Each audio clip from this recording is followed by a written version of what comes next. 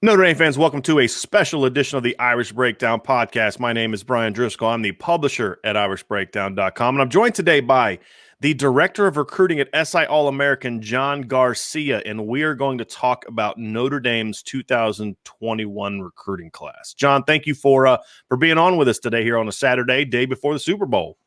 Absolutely. Always a pleasure, Brian. Yeah, I'm always willing to jump on here and talk, especially when we can really have some time to truly dig in on some of these kids and what the Irish got coming in. It's an important class, obviously. Now, you guys had Notre Dame ranked eighth, the eighth ranked recruiting class in the country. It was the highest of all the services, and this was Notre Dame's first consensus top 10 recruiting class since 2013. That class had a couple guys you might recognize, John. A kid named Jalen Smith, this receiver, kid from Philly named Will Fuller. Had an offensive lineman named Mike McGlinchey. You might have heard a couple of those guys.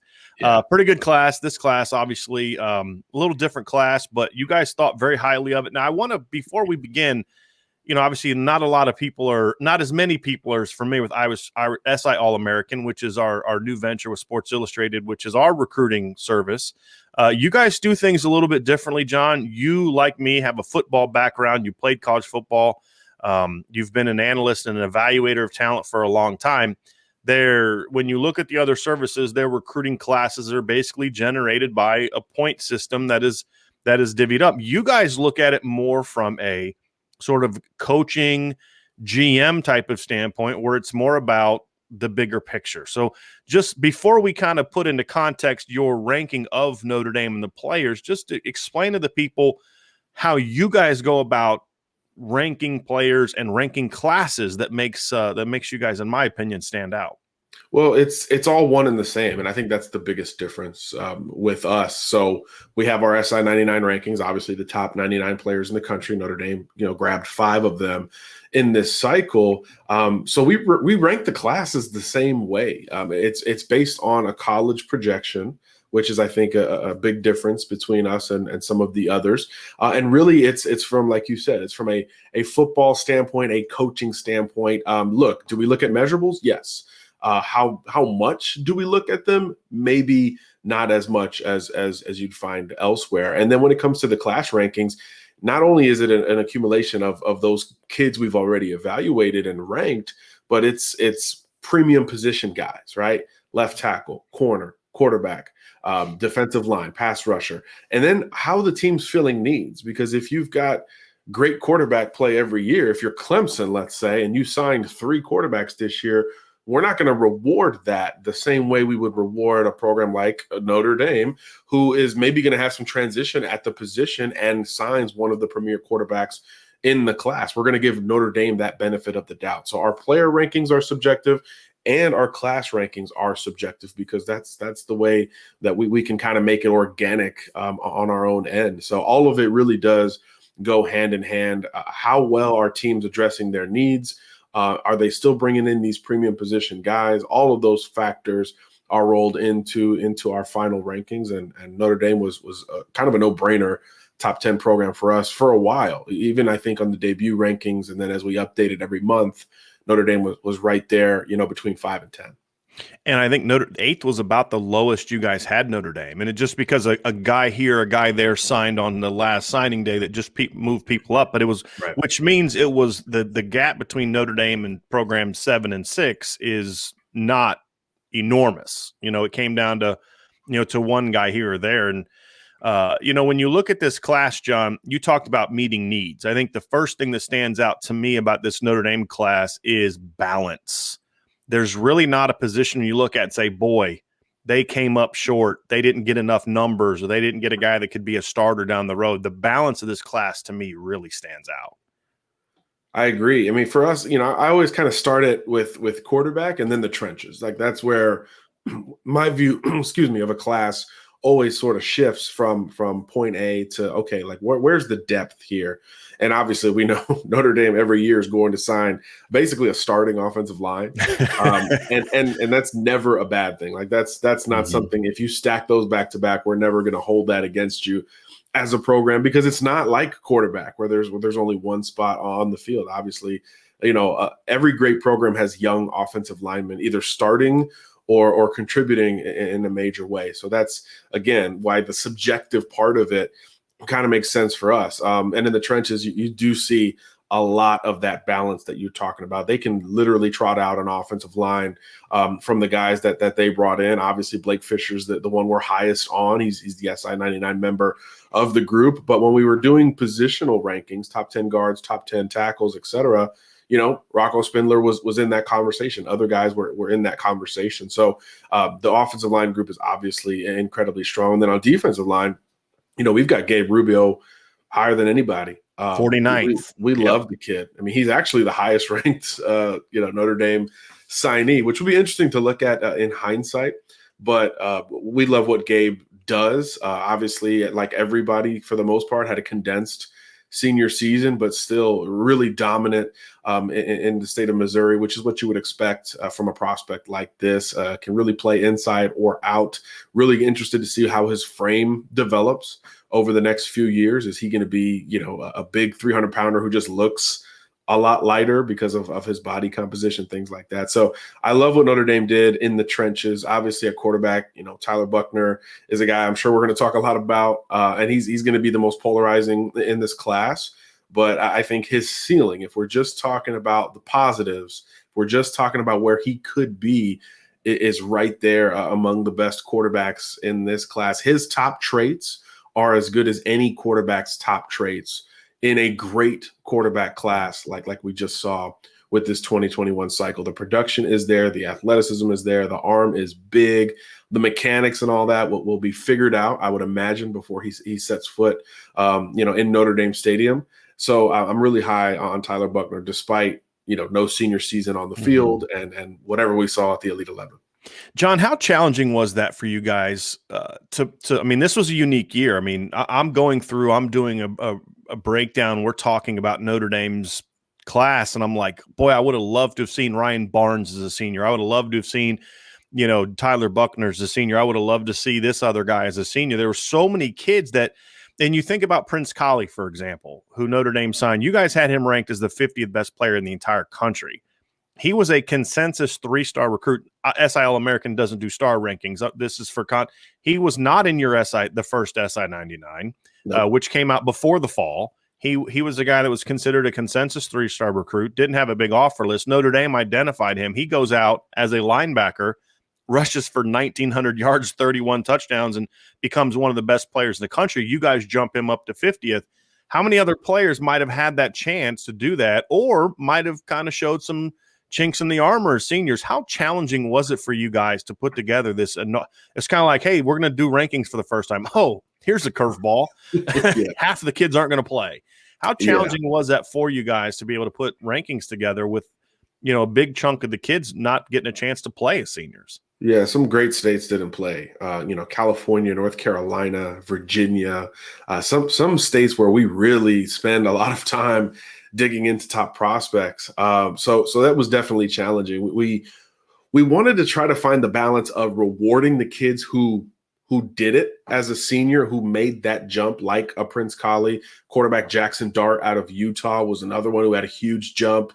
Jake Garcia was a Californian who moved to Georgia so he could play this fall, and he showed us a lot in leading Grayson High to a state championship. So those guys really sort of took advantage of being able to play, and one of them, forced the ability to be able to play. But we really didn't want to penalize those who didn't have the means to do what Garcia did, moving across America and picking up, on another program's team like that. So we didn't want to penalize those guys. We had, I think, 9 transitions in the SI 99, meaning 9 guys who were in the August release didn't make the January release. And then that means obviously 9 guys who were outside of it, including those 3, jumped into the rankings. So we really try not to penalize those guys and rely on the initial evaluations that we got. And then if there was any additional eval points like the Elite 11, I mean, our number 1 player in the country was Caleb Williams.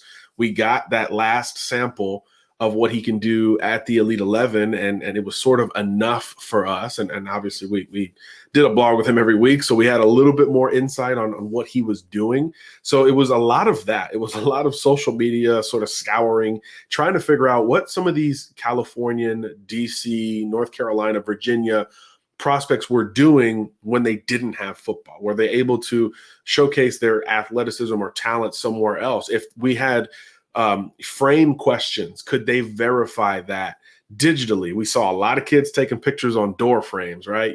We know relative to a door frame how big a kid can be. We saw a lot of kids getting creative, and we tried to use any data point that we could with that. And I thought we did a pretty good job of finding, like you said, balance with that final SI 99. We feel really good about that group. And unfortunately, some of the kids who fell out were in states that weren't participating in football this fall. But, that's the business we're in. That's, this evaluation business is not for everybody.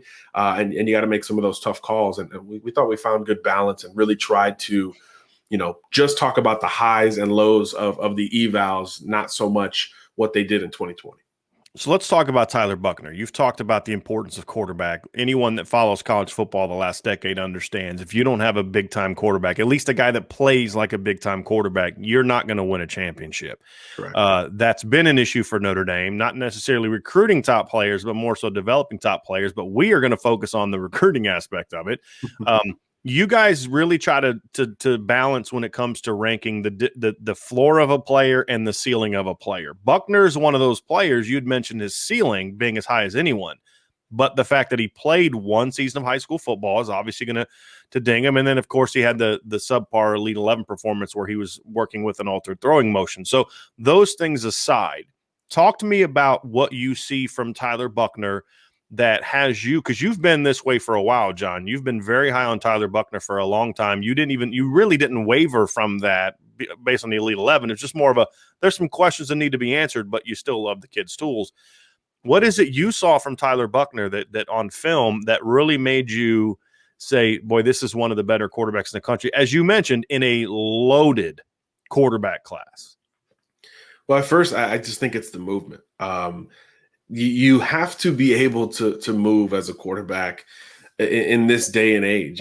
These pass rushers, we could talk about some of these Notre Dame pass rushers. These pass rushers are freaks of nature. You have to be able to avoid them in some way, shape, or form. Now, it doesn't have to be like Lamar Jackson, where you're just as good or better of an athlete. You can do so with a certain subtleness and suddenness. Like, look at Mac Jones for Alabama. He's not the best athlete of the world, but that pocket presence, that clock kind of rolls. But I think with Buckner, he's a great athlete. Again, we didn't get a whole lot of chances to see it in person. He missed 2 of the last 3 years, one because of injury, one because of COVID. But man, that junior year that he put together on tape, we all know 81 touchdowns or whatever it was. A lot of that was created by really, really dynamic lower body athleticism, whether it's the ability to put more mustard on the ball, because look, he's not the biggest guy in the world, or in this case, the ability to get outside of the pocket and not only be comfortable throwing the football, but in that sort of peripheral avoidance of the pass rush, which is so important. It's really an instinct for quarterbacks. You either got it or you don't.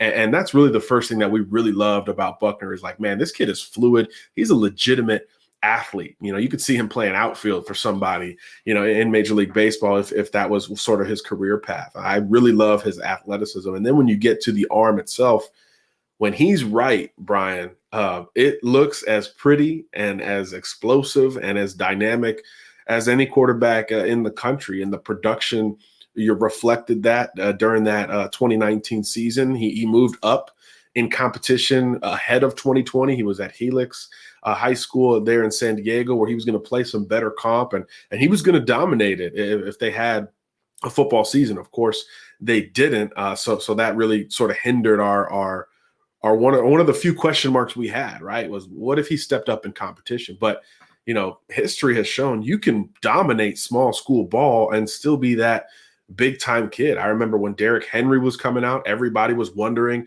hey, he's beating up on 1A kids and he's this, defensive end playing running back. Is that going to translate?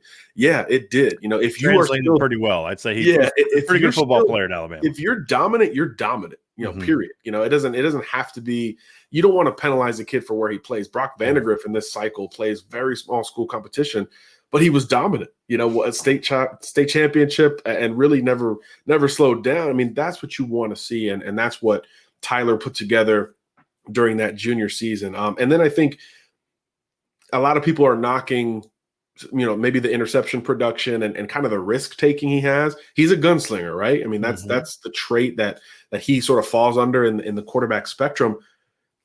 Again, recent history shows us that's okay. Deshaun Watson. How many people complained the entire 2016 season? He turns it over too much. Trevor Lawrence. You don't make those plays without taking those chances, and you don't sacrifice the playmaking to protect the football. I mean, if you have a great quarterback, you have to allow him. Look, Mac Jones can't turn the ball over because that's just who what his talent level is. Deshaun Watson, you need him to be that guy. Trevor Lawrence, people have dinged him for turning it over too much because he tries throws that other people can't make. Well, he'll turn it over from time to time, but he's also going to make 9 or 10 throws that nobody else in the country is going to make. You have to give that guy the freedom. To win a national title, you got to score in the 30s, don't you? I mean, I think all but two teams, since the playoffs started. 2 teams have scored below 40 points and won it. You had Clemson beat Alabama 35-31, and then Alabama beat Georgia. And again, that was more because you had 2 SEC teams of similar style playing. Right. But look at the walk-off play in that game. Right. It's a rail shot, risky. My ball has to beat an NFL safety to the rail shot point. And Tua's did, so yeah, you have to have that. And I do think that Tyler has that. And he has it on the run, which is, I think, if we're talking about, like in Madden, they have all the different categories, throw on the run, throw in the pocket, all that. If we were doing throw on the run rankings, I don't know how many guys would be above Tyler Buckner in this class. Maybe Caleb Williams, JJ McCarthy, and that's probably it. And that's just off the top of my head. So if we actually dug into it, I think Tyler would be really, really in contention for that number 1 spot. He is dynamic on the run, and that even showed at the Elite 11. Despite that dropped arm angle, his best throws during those 3 days were on the run and on the move, and that is huge when you're looking at college football in this modern age. And what a lot of people don't know about Tyler is he was originally committed to Michigan to play lacrosse. He was one of the nation's top lacrosse players. So you talk about that athleticism. Exactly. And some toughness, because anyone that's ever watched lacrosse is like, those dudes battle, and they don't have pads as thick as football players. So let's move on to some of the weapons that he's going to have. You guys had Kane Barong also ranked very high. And I don't know if I've ever seen a prospect that had such a wide variation of evaluations. You guys had him ranked as the number 61 overall player in the country. Actually, all 5 of the Notre Dame players you guys had in the SI 99 were ranked 64th or higher. So it's not just about having like 70, 75, your top 5 guys, but they were all low. All 5 of Notre Dame's guys ranked between 49 and 65, or 64, means these are top level players. What did you guys see from Kane Barong that made you really rank him as not only one of the best tight ends in the country, but one of the best players in the country? We just love what he brings to the table. If we got into Tyler Buckner's ceiling, let's get into Kane Barong's floor, right?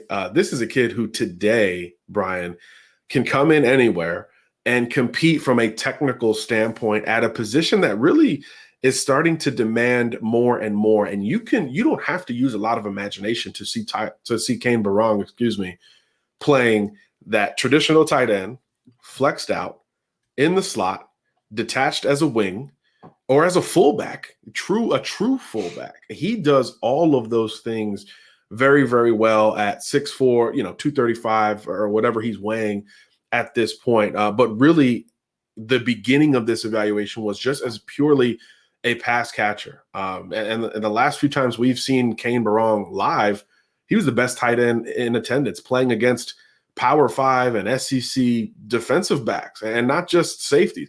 he's beating corners with his route construction and his ability to run in the open field. Now, is he a 4.4 guy? No, of course not. But neither is Michael Mayer. He can pick him up and put him down. And I think I'm not sure elsewhere, why he fluctuated so much. But that initial evaluation was sort of the final evaluation with Kane Barong. Everything in between reinforced that initial feel we had for him, 12, 18 months ago when we really first started digging into this class of 2021. The production is there. He's a great blocker. He's a technical blocker. If this kid was 6'6", 6'7", he'd be an unbelievable left tackle candidate, which in Notre Dame's case especially, you kind of want that in your tight end. So I just think, again, the demands of the position today have changed so very much there. That's why we started splitting up these tight end evaluations. We have Y tight ends, we have H tight ends, and there's only 2 or 3 that we sort of said, wait, can we put him in the Y or the H category? Barong was at the beginning of that conversation. He could be any kind of tight end you need him to be. So, we really love that about his floor. Now, his ceiling, is he going to get taller and play at 255 and do all of these things? We're not sure. And that's maybe why he wasn't the number 1 tight end in either category, but he was still, that floor is about as high as anybody's in this class, pound for pound. So we'll be looking forward to seeing what he does at Notre Dame. And I think, they've got a ton of talent, obviously, at that position, but just in terms of individual evaluation, we love the floor that Barong brings to the table. Well, I think one of the tight ends you guys had ahead of him, Thomas Fedone, is like 6'7". There's just things you can't teach, and that's that measurable thing. Y gazelle, right? Right. And that can be that thing that can differentiate between when you're deciding between, okay, we love both of these guys, they're both great players, but this guy just happens to have a couple things that this guy, no matter how hard he works, he's not going to grow 4 inches, most likely. So, but yeah, and I thought it was a quality tight end class, but I don't know if it was as deep as some other years. So I think it was important for Notre Dame to get a player like Barong. That was one of the better ones in the class. And so certainly adding him, and from what I've been told recently by somebody close to him, he's going to, when he flew to Notre Dame, he's an early enrollee. He actually weighed in at 246. So he's filled out a little bit since the end of the season as well. But like you said, I don't know how much more he's going to add on to that.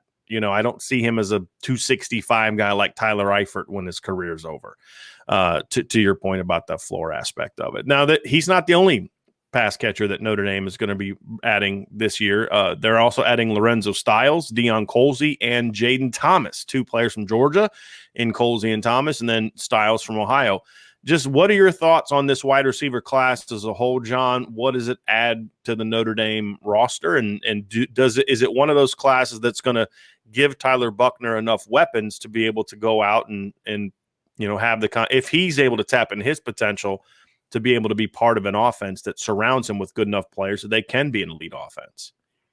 I think so. There's a nice diversity in the receiver types that Notre Dame has brought in, even if you exclude the tight ends. I think there's a nice receiver diversity with this group. I know, we'll talk about JoJo Johnson at some point. I still think you don't rule out wide receiver or slot receiver, I should say, for him. But excluding him, obviously Styles is your gadget guy, right? He's the guy you design shot plays for. He's the guy you can hand the ball off to. He is your playmaker, your guy with the most juice among those wide receivers. Colsey is your big Notre Dame wide receiver. He's your big X, vertical route specialist, unbelievable ball skills, and a little better after the catch than his frame would suggest. I don't know what he's listed at this point, but this is 6'4", 6'5", well over 200 pounds.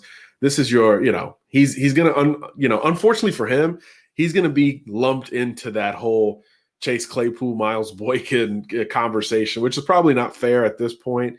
But, athletically, he's going to be at least in that conversation. So obviously you want that. And that's another guy. Yes, he played really small school ball, but man, he dominated. So that's what you want to see from prospects, playing at that level. And then you get into, your Jaden Thomas types. He's the balance. He's the 3rd and 6. Hey, we need to make a play at the sticks. We need a guy to go over the middle and go in between the linebackers and the safeties, make the catch and absorb the hit. He's your glue guy. He's the guy that will be the fan favorite maybe of the group because he's the workman-like prospect who's just sort of pretty good at everything. He's not going to be the fastest. He's not going to be the biggest, not going to be the strongest, but he could be as productive as anybody in terms of what Notre Dame needs to do in the passing game. Because if you're allocating resources to the vertical threats and the juice guys, Jaden Thomas isn't going to be double teamed as far as we think when he's there in South Bend, I should say. So I really like what he does as an athlete. He's another two-way prospect, which I love. There's a lot of positions where we want two-way value. You talked about Prince Colley with that running back value as a linebacker. Obviously, receiver defensive back is another one where you really want that understanding because you just know what you have to compete against because half the time that's what you're trying to accomplish as a defensive back. And Jaden Thomas earlier in his prep career was one of my favorite safety recruits in this class. But what does that tell you? It tells you there's intellect, instincts, and range. And those translate so well to the wide receiver position, especially, again, we talk about 4 or 5 wide, finding the hole in the zone, making that clutch play. All of those traits have to come together. And I think Jaden Thomas has more value than maybe, a ranking may suggest. Well, I mean, you think about the 2016 national title game. We were talking earlier about Clemson. It wasn't Mike Williams that caught the game-winning touchdown. It was Hunter Renfrow. And it was he was that chain-moving type of player. There's value to that to go with the bigger, big play guys that maybe bring to the table. The interesting thing is that all 3 of Notre Dame's wide receiver recruits were starters on defense. And right. Lorenzo Styles was actually offered by Ohio State as a corner. So I think I do like that. I'm with you. I think actually Notre Dame has signed 6 receivers the last 2 classes. All but one of them started on defense as a senior. And Xavier Watts is another one that the Notre Dame defensive staff tried to convince him to go play defense. They've done that multiple times since he's been on campus, from what I'm told. But, like you said, it's having that understanding of like Prince Colley being a running back as a senior. He was 1,000-yard receiver as a junior. He had 60 catches for over 1,000 yards. Now, again, it was smaller level ball in Tennessee, but the point is he understands route running, getting open, which then aids him as a pass drop guy at linebacker. And so that's kind of the point of what you bring. Now, running back. Let's wrap this up with running back. What do you? Not high-ranked guys, not top 100 guys, but I personally really like this duo. I also am someone who believes that you don't need a 5-star running back in today's game. You need that dual threat guy. Just my thoughts. What are your thoughts about the Notre Dame running backs in this class? What I love about these two? They're both running backs. Like there's really not another position that you would throw. I mean, look, could Esteem and Diggs play linebacker? Yes, of course. But those guys are kind of old school running backs. And I love that. Notre Dame has won with that. Doesn't mean they're the same. They're a little bit different. Esteem is, a huge running back, very angular, sort of a bounding running back who, is one of these guys that in the open field, he's a little bit faster than maybe you realize at what is he, 6'2", well over 200 pounds, maybe 210 or more at this point. And then Logan Diggs, you understand why LSU was like, wait, this kid's go to Notre Dame from Louisiana? Like, we need to jump in here at the 11th hour.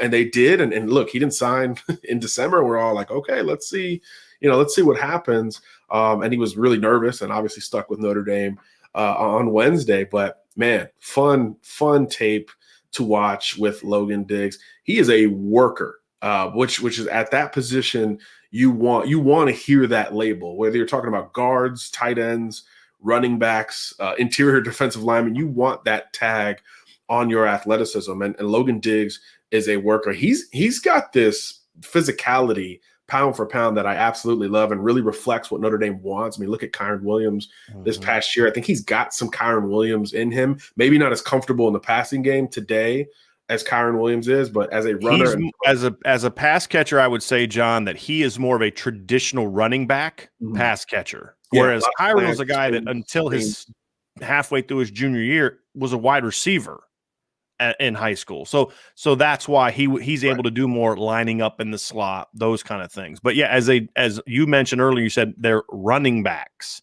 Right. He is more as a very effective pass catcher as a running back, which is something that you can then use with Kyron Williams, because you can put Kyron Williams in the slot with one of these guys at running back. Yeah, and look, Diggs has juice in the open field. He's a return man. Great competition in Louisiana, Archbishop Rummel. But what my favorite trait about Diggs is he's got this suddenness when it's one-on-one. You know, it's like a great point guard. You know, like, hey, I'm not the most athletic point guard, but I got this crossover that'll melt you. Diggs has this sort of crossover step move as a running back with great power and upper body strength. It really combines together to make it really hard on defenders in the open field. A little too quick for linebackers, much too physical for defensive backs. So he's one of those guys, you better get him in the box. Because if he breaks loose one-on-one, I'm gonna bet on Diggs over almost any defender. He's got a great sort of crossover as a running back, but he's sort of a power prospect. So I really like what he brings to the table. And then Esteem, like we said, better than you think in the open field, big physical, one cut downhill. So I think these guys actually complement each other, and they both were big recruiting wins with a lot of contention, which I think always adds kind of, you know, human perceptive value to any guys. If you know everybody wants the kid, or you flip them like you did with Esteem, it just brings a different kind of perceptive value to the recruiting win. So I like the on and off the field value of these backs, even though, like you said, they're not no-brainer, dynamic, top 100 SI 99 guys, but that's okay. Right. And we had mentioned with Tyler Buckner and Deion Colsey sort of saying, you know, they didn't play the greatest level of competition. Logan Diggs played great competition. Yes. And here's some of the schools that Audric played against this year and had big games. 176 yards against Bergen Catholic. There's a few future Division I starting defensive players at Bergen Catholic. St. Peter's Prep, he went for 204. The Hun School, 160. Paramus Catholic, home of Rashawn Gary, 201 yards. Don Bosco Prep, consistent national power, New Jersey, 309 yards. And then against DePaul Catholic, 218 yards. Those are schools that are filled with future Division I and 1AA football players, and he went over 1,800 yards in 8 games. So I think that's the thing that impressed me about these two kids is they produced against big-time players. It wasn't Chris Hilton, the top 100 receiver going to LSU, that was the offensive player of the year in the state. It was according to the offense named the offensive player of the year. It wasn't the top 100 running back going to to Mississippi State or whatever else, the top 222 running back or 2022 running back. It was Logan Diggs, right? Which shows you the respect that the people in that area think of him. And to get him out of Louisiana, John, because as you know, if LSU wants a kid from there, there's a lot of pressure on these kids to stay in state and go to LSU. So it's a big win for Notre Dame. Let's move over to defense because it was interesting. I think, and you tell me if you agree or disagree with this, and John, as you know, you're allowed to disagree with me. I think the offensive class was better than the defensive class as a whole. However, a case could be made, and SI All-American has made it, that the two best players in the class, however, were both on defense. We talked about Gabriel Rubio. We talked about Prince Colley. Let's talk about some of the other guys in this class. And I know one particular position group that you're extremely high on, and this is close to your heart. I love talking about quarterbacks because that's where I played. You love talking about DBs because that's where you played. Let's talk about this Notre Dame secondary class, which ended up being a 6-man class, 4 corners, 2 safeties, and at that 4-corner position, there's some positional flexibility on that as well. So John, just kind of give me your overall thoughts of the secondary class and just some of the guys that you thought stood out and really catch your attention as, hey, these guys can really help Notre Dame moving forward. Yeah. First of all, you talked about balance at the top of the show. This is the most balanced group, I think, that Notre Dame brought in, both from a height, weight, positional standpoint and from a skill standpoint. You have everything you need to make up a secondary in this one hall, which is hard to do. We talked about it at offensive line. A little easier to do that when you're talking about there's only a certain pool of players who can play offensive line at Notre Dame. And look, kids want to play offensive line at Notre Dame, right? In the secondary, it's so much more competitive, so much more national. You have to go really outside the footprint to grab elite defensive backs, and Notre Dame really did a good job of that. The guy I'm most familiar with is Philip Riley. Obviously, he was playing down here in the Tampa area over the last year and a half. I got to watch him play twice this fall, and so impressed with the physicality that this kid brings to the table. He wasn't always this big physical defensive back. He sort of became that over the last year or so, which you like. You like to see those physical gains. And then his play style kind of assimilated right with it. He's going against Mario Williams, Ajay Hall, Chuck Montgomery. These, by the way, these are all SEC Power 5 receivers every single week. And he's really holding his own, but it's not just in coverage. It's at the line of scrimmage. And I think, man, you talk about value. All year watching Alabama's run to the title, I kept asking, and I know it's easier said than done, why are teams not trying to reroute these guys at the line of scrimmage? Look, the quickness that receiver core had made you fear trying to reroute them. But, man, if they could just get the timing off between Jones and Devontae Smith and everybody else, they'd have a lot more chance of success at either sacking Jones or slowing down Smith. Nobody did it, but you at least wanted them to try. Nobody tried. Everybody played off on Devontae Smith. Philip Riley against a technician like a Mario Williams, an SI 99 #1 slot receiver in the country, challenged him at the line every play. So I love that about the confidence Philip Riley brings to the table. And he was successful at the line of scrimmage against a guy, a smaller, quicker slot that I compare to like a T.Y. Hilton, who you don't want to see at the line of scrimmage. So I like the confidence and the physical nature of Philip Riley as a run supporter and as a tackler, but I really love it at the line of scrimmage. But before he was this big hulking corner, he was a sort of a smaller, fluid, traditional type of corner, where he had all the traits you wanted for us in terms of leverage, the ability to flip his hips and run and stay on top of the receiver. So I think he's sort of been a tale of two guys who's fused together like Dragon Ball Z and had become this Super Saiyan corner who, again, for us was really in that discussion. Do we vault this guy into the 99? It didn't happen, but it's not because of what he did. He wasn't in the discussion in August. He was very much in the discussion in January. So I love what Philip Riley brings to Notre Dame as a nickel, as a safety, as a corner. Whatever you need him to do, he can do. And there's some of that fluidity with Ryan Barnes, great long boundary corner, ball skills, vertical ability. Again, like you said, wish we could have seen him a little bit more.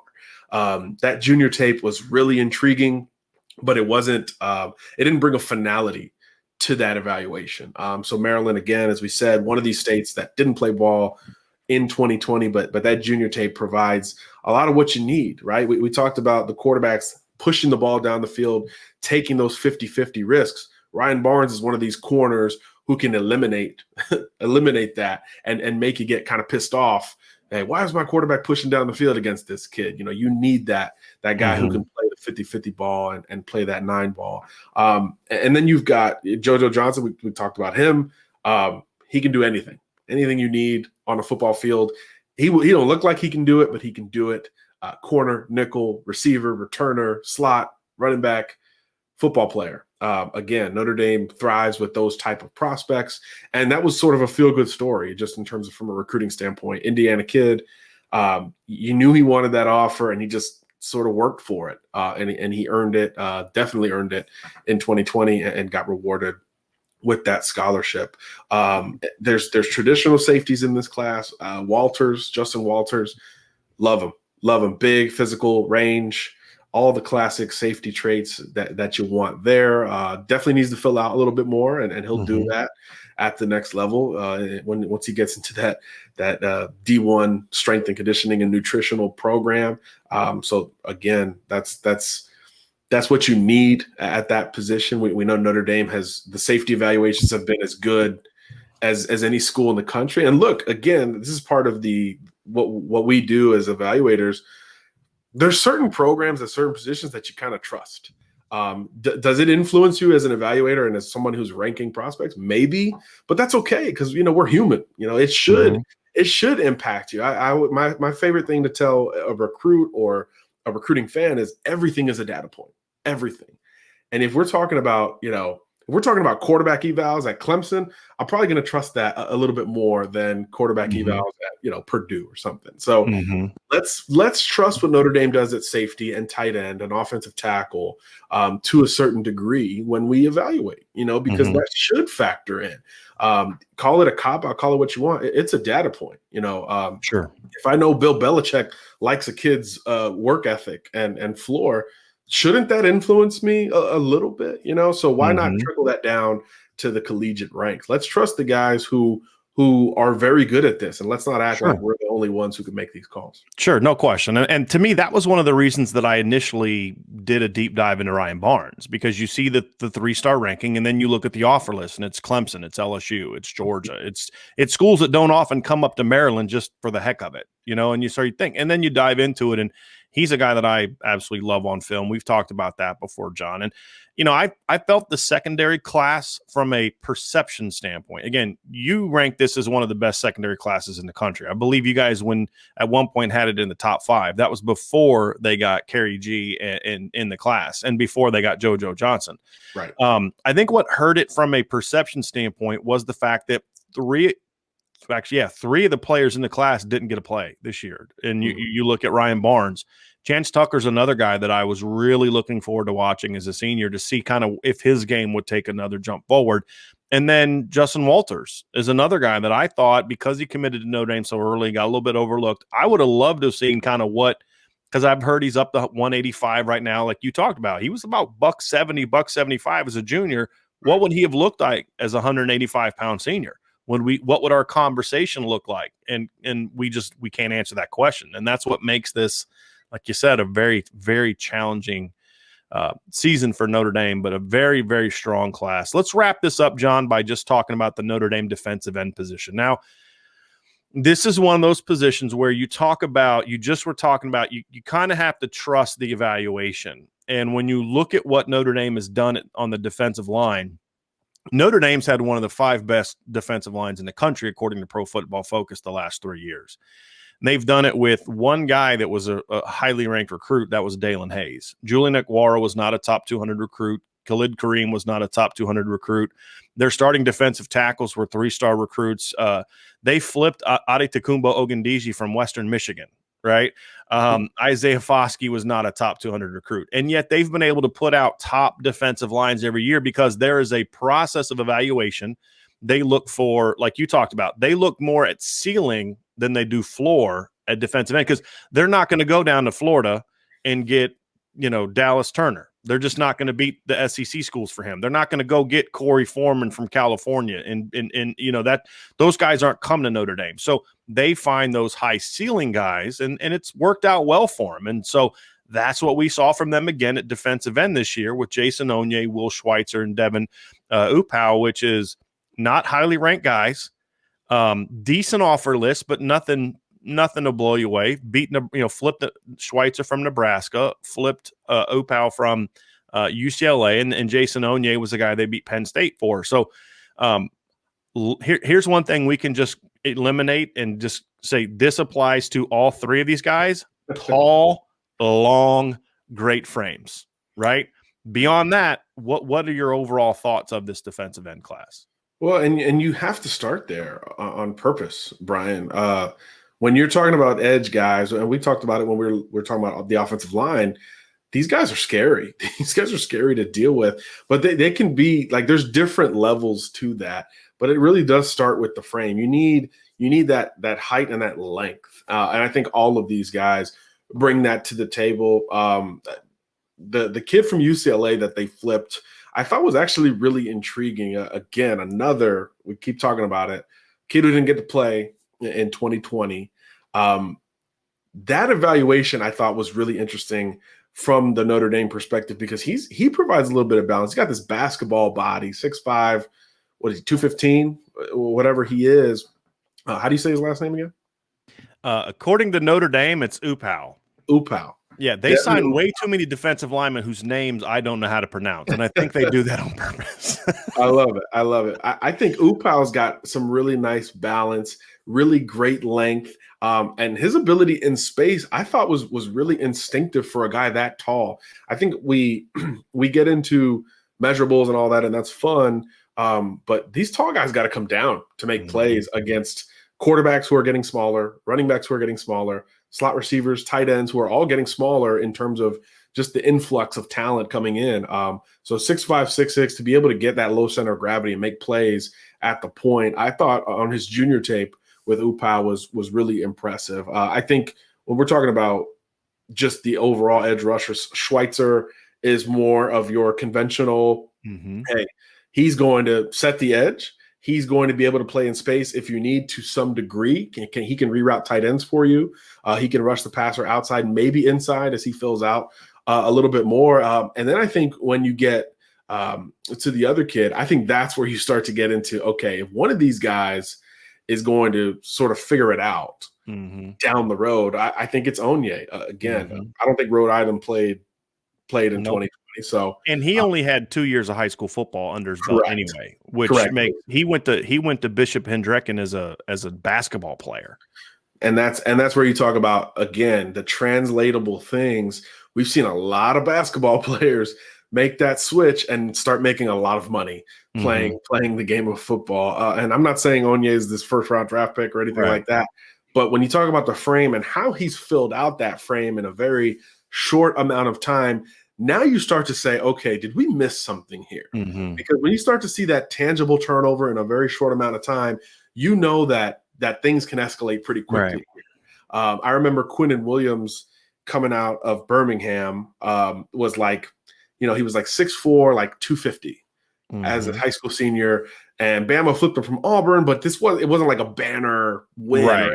People were like, oh, okay, Bama needed another D lineman. That's fine. The next year, he's like 295, chiseled, and you're like, wait, what did we miss here? And then obviously he has that crazy year, top 5 pick, all of that. You have to note those quick, tangible changes, and Onye's had that. The basketball background obviously makes you think of length, great feet, a lot of things that can translate to playing the defensive line position. And even if he does a Quinnen Williams where he's adding a ton of weight, now you're talking about an athletic interior pass rusher with when you pair with Gabe Rubio, who we talked about. Now all of a sudden you say, I see what Notre Dame's doing here. Like I see what the goal was. You have your traditional edge guy with Upal, Schweitzer's this in between. Onye's the boomer bust here who can go either way, and Rubio's your safe bet. Now all of a sudden you look at the D line and you say, I see what you did in putting it together. And that's what we talk about, Brian, when we're ranking classes and positions.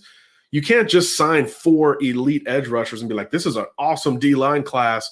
They figured it out. They're the number 1 class in the country. You have to balance it out. You have to build a football team. It is about roster construction. It sounds so simple, but we get so far away from that in this business, chasing stars and chasing the best, that we don't look at that second layer, which is really compiling a roster, which, again, when you look at an NFL GM, that's the job. It's not just getting that elite prospect. And I think that is where a program like Clemson is very underrated, because what people have to realize is Clemson's really had 2 to 3 classes in the last decade that you could consider like being on that level with Alabama. That number, I mean, they've had a lot of 9s, 10s. They've had a couple classes that ranked outside the top 10, but they are masterful at putting together a roster of finding complementary players that, okay, yeah, we've got our 5-star receivers. Let's go find this Amari Rodgers kind of kid that's completely different than those other kids. That's what's going to fit well with them.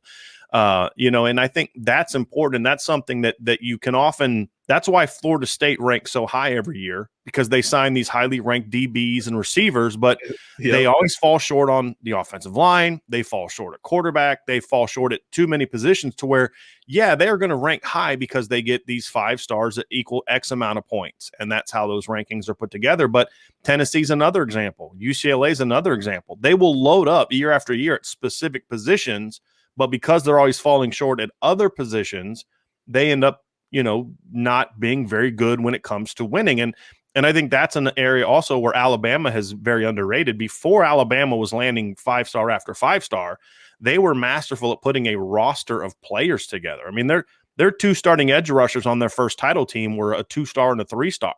Yep. And so that is so important. It's not just about loading up on highly ranked recruits. Georgia recruits as well as anybody. How many championships have they won in the last 5 years? Because if you look at Georgia, they tend to load up year after year at the same positions. And I think that's where Notre Dame has to be kind of unique in how they approach it. Because like you said, they're not going to go get as many 5-star defensive linemen as Alabama. Not ever going to happen. But are you finding guys with the high enough ceilings that if you coach them up and develop them, can they pan out and be really good players for you? And that's what Notre Dame has done. They've been able to do that. And Onye is the intriguing one, John, because you mentioned him. 2 years of high school football, basketball background, great feet, incredibly long arms. Yeah. He had 17 sacks as a junior. Now, again, Rhode Island football, but still 17 sacks is 17 sacks. I mean, I've seen, you look at like Jason Oweh for Penn State this year, and everybody talks about first-round talent. Well, eventually, don't you think a first-round talent should get a sack? Where's the production? Exactly. Right. And that's what you have to balance is you have to look at the tools, but you also have to look at, is there a production level to it? And that's why when we talk about Tyler Buckner, when we talk about the running backs, when we talk about Prince Colley, the thing that Notre Dame did in this class, John, is they added – you had mentioned it a couple times. I want to wrap it up by emphasizing this: football players. And that is something that you have to be able to balance, finding those high upside athletes, but can they play football? You've seen it. I mean, John, you've been doing this a long time, man. We've seen these freaky athletes that just aren't good football players. Yep. Every year. Yeah. And Byron Cowart was a guy that I remember in high school. I'm like, oh, man, this guy's a freaky athlete, but he just doesn't dominate the way that I think a guy with his skill should dominate. And then state title game, 0 tackles. Right. And state look what happened. Game. What did he do in college? We tried to tell him. Yeah. We're like, hey, like we're here in Florida. Like he had 0 tackles in the state title game. Yes, they schemed against him, but come on. Yes. If you're that guy, you're creating creating that. You're at least racking up a couple tackles. I mean, and that's the thing is you need that. And what did Byron Cowart went to? Where did he first go? Was it Alabama? Auburn. Didn't do anything. Transfers to Maryland and wasn't even that great at Maryland. I mean, he was an above average player at Maryland. So there at some point you need to be able to say this guy can play football. And I think that's the thing I like about this class is there's a lot of guys. You mentioned JoJo Johnson. Would it shock you in 2 years if JoJo Johnson and Lorenzo Styles flipped and Lorenzo's playing corner and JoJo's playing offense? I'm not predicting it, but it wouldn't shock me. That's a good thing. You need that flexibility, both from a physical standpoint, and you need kids who are okay with that. I know off air we talked about JoJo being like his willingness to play defense like came around eventually. That was big. I mean, our number 2 offensive tackle in the rankings, J.C. Latham, swore he was Raekwon Davis, a D lineman, 6'7". He was like, I'm playing defense. We're like, dude, you're 6'7", 320 and chiseled. You need to think about offense. He goes to IMG and they hammer that. And now he's, a top 10 player in America, a bona fide, left tackle type. Right. You got to be flexible mentally as well as physically. And all these two-way guys that Notre Dame brought in, I love that. Even in the 22 class, they've got a couple two-way guys. And that is an undervalued trait in this business because we're seeing less kids do it because they're so good at that one thing that these high school coaches are like, I just need you to catch passes. But, the kids who are still playing both ways, I think that brings a little bit extra in that evaluation. Yeah. John, I appreciate you spending some time with us today, wrapping up this class. We're going to have you on here again very soon. As we were doing this interview, Aiden Gabara committed to Notre Dame. So we have a couple articles up on the website. So if at one point in time it looked like I wasn't paying attention to you, I was paying attention, but I was publishing a couple stories I had already written about Aiden's commitment. So we'll have you on here again soon to talk about the 2022 class. Notre Dame is off to an interesting start. And then Marcus Freeman has really hit the ground running with some big time offers. So that's going to get up hot and heavy. So we'll have you back on here pretty soon to talk about the 2022 class. But again, SI All-American, Director of Recruiting John Garcia. They had Notre Dame ranked 8th, which was highest of any of the recruiting services. They had 5 Notre Dame players in the inaugural SI 99, which is also the most number of players in sort of the proverbial top 100. And I've convinced myself that if you guys did 100, it would have been Rocco Spindler. That's my story, and I'm sticking to it. You can have that. You can have that. We'll never tell. Thanks, John. But again, appreciate you having on. Make sure you check out John. John, before you leave, tell people where they can find your website and tell people how they can find you and SI All-American on social media.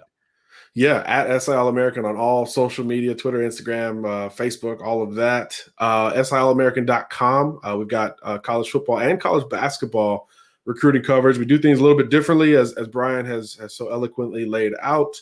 And yeah, we're gonna really turn the page heavy to 2022. We'll still have some fun with 21. We'll do some positional awards, and Notre Dame will be up for some of those and things like that. But we'll really start turning the page to 2022 the rest of this month. We'll be back on the road at some camps as those start to pop up again. So hopefully a normal off season is ahead for us, and we're really excited to get back to normal and get back into the game and the evaluation stuff that we love 12 months a year.